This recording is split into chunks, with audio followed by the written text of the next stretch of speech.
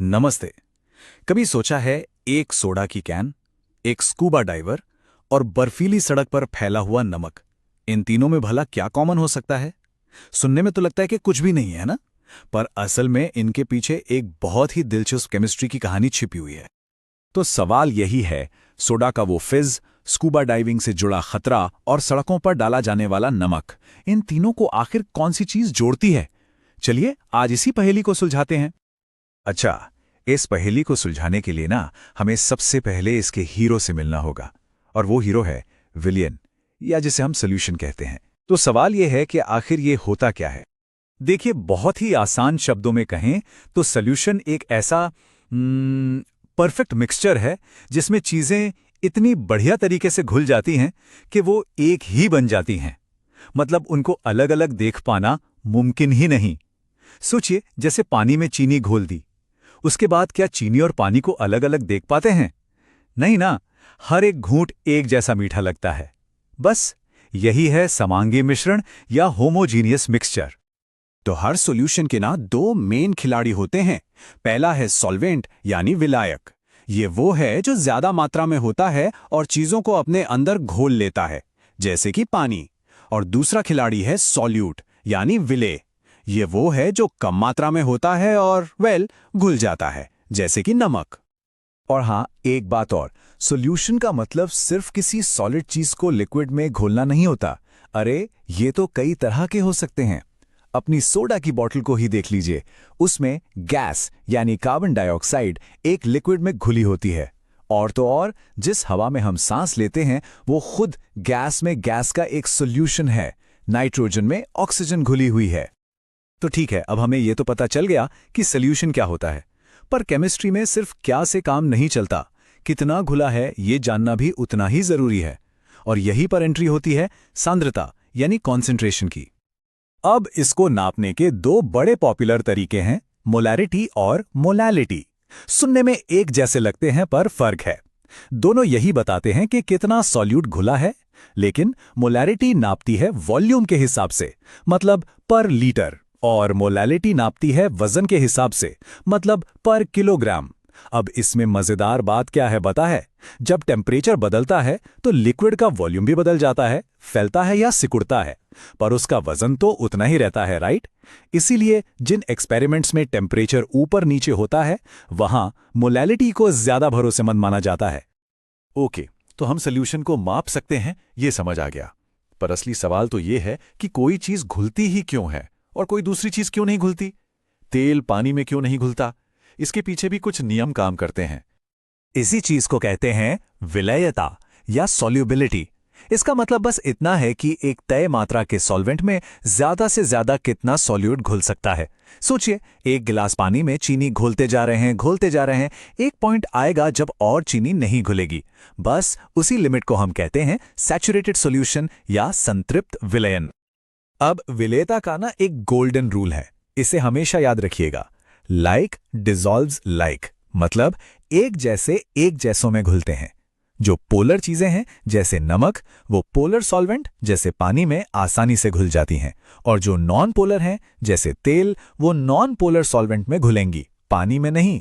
यही वजह है कि तेल और पानी कभी मिक्स नहीं होते। लेकिन जब बात किसी लिक्विड में गैस घोलने की आती है तो एक और स्पेशल नियम सामने आता है, और वो है हेनरी का नियम। और ये नियम बहुत ही सिंपल है। ये कहता है कि आप जितना ज्यादा प्रेशर डालेंगे उतनी ही ज्यादा गैस उस लिक्विड में घुलेगी। सीधी सी बात है, प्रेशर बढ़ाओ, सॉल्युबिलिटी बढ़ाओ। और पता है, इसी एक नियम से हमारी शुरुआती पहेली के दो बड़े हिस्से सॉल्व हो जाते हैं। सबसे पहले सोडा। सोडा की बोतलों में कार्बन डाइऑक्साइड गैस को बहुत हाई प्रेशर पर भरा जाता है ताकि वो पानी में घुल जाए। और जैसे ही हम ढक्कन खोलते हैं, प्रेशर रिलीज होता है, गैस की सॉल्युबिलिटी कम हो जाती है और वो बुलबुलों के रूप में बाहर आ जाती है। अब बात करते हैं स्कूबा डाइविंग की। पानी में जितना गहरा जाते हैं, प्रेशर उतना बढ़ता है। उस हाई प्रेशर में डाइवर के खून में हवा की नाइट्रोजन गैस ज्यादा घुल जाती है। अगर वो डाइवर बहुत तेजी से ऊपर आ जाए तो प्रेशर अचानक कम हो जाता है और वो घुली हुई नाइट्रोजन खून में खतरनाक बुलबुले बनाने लगती है। इसी को द बेंड्स कहते हैं। देखा, सब हेनरी के नियम का खेल है। चलिए अब सॉल्यूशन की एक और जादुई दुनिया में चलते हैं जिसे कहते हैं कॉलिगेटिव प्रॉपर्टीज। और ये सच में जादुई हैं क्योंकि यहाँ इस बात से कोई फर्क नहीं पड़ता कि आपने क्या घोला है, नमक, चीनी या कुछ और। फर्क सिर्फ इस बात से पड़ता है कि आपने कितने पार्टिकल्स घोले हैं। है ना कमाल की बात?